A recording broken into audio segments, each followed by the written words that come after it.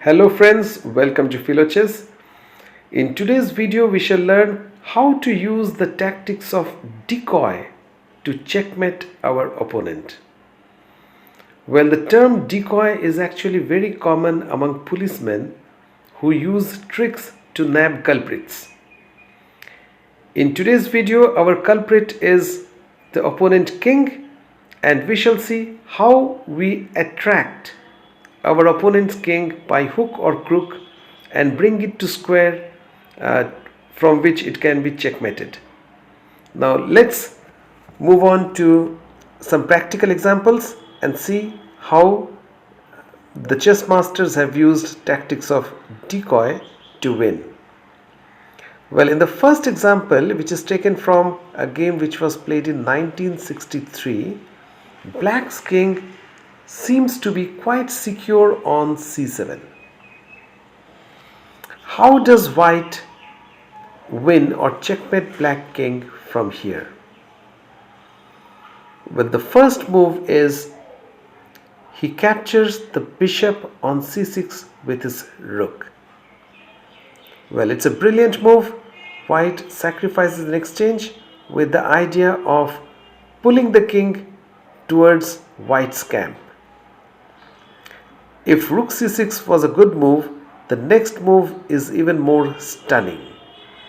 White plays queen takes d5. He sacrifices his queen for just a pawn.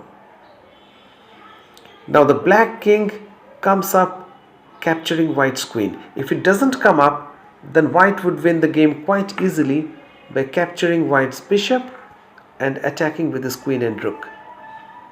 So the Black king takes up the challenge by capturing the queen, and then it perishes in the center of the board after White's bishop e4 check.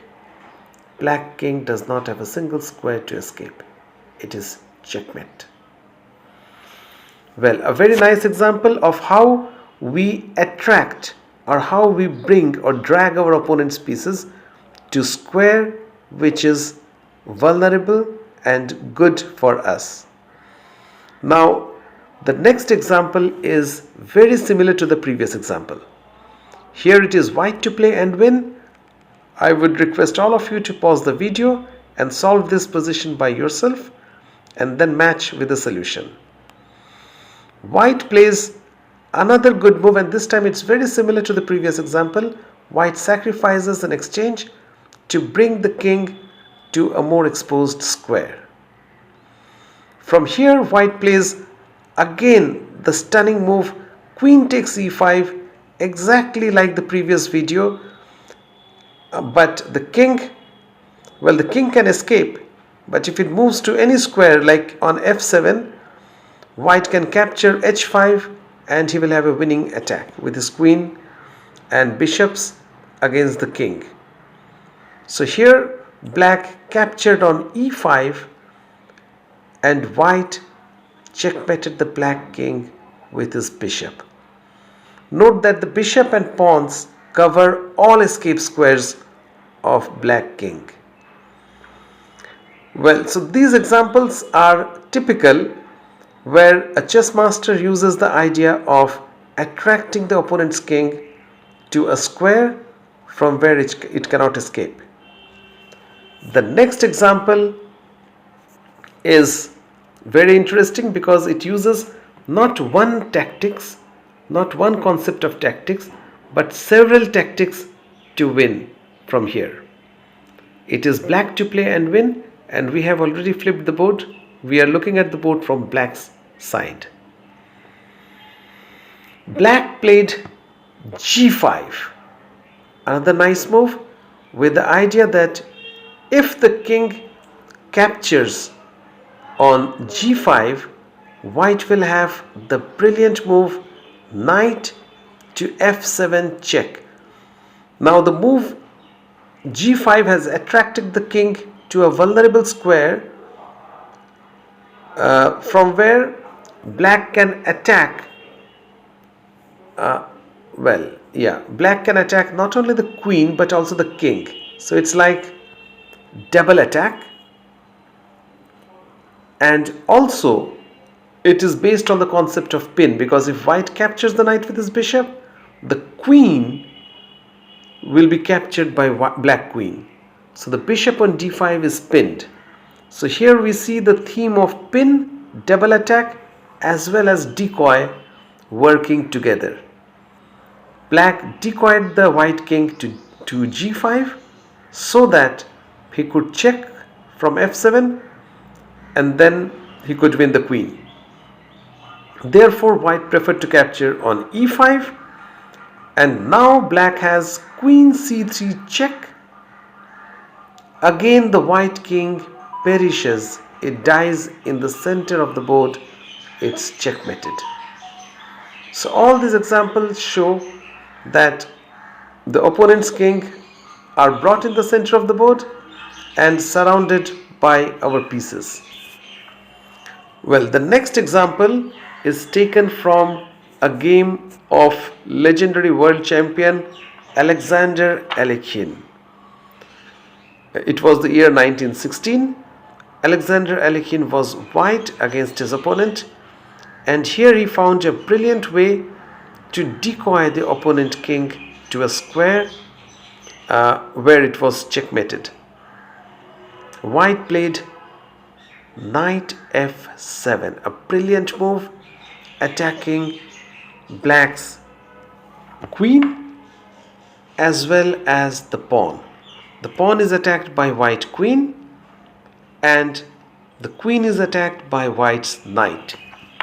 Therefore, black has to do something. He preferred to capture the knight. And now white played again a stunning move, sacrificing his queen for a pawn. But this time the checkmate is delivered. This time the checkmate is delivered by the knight on g5.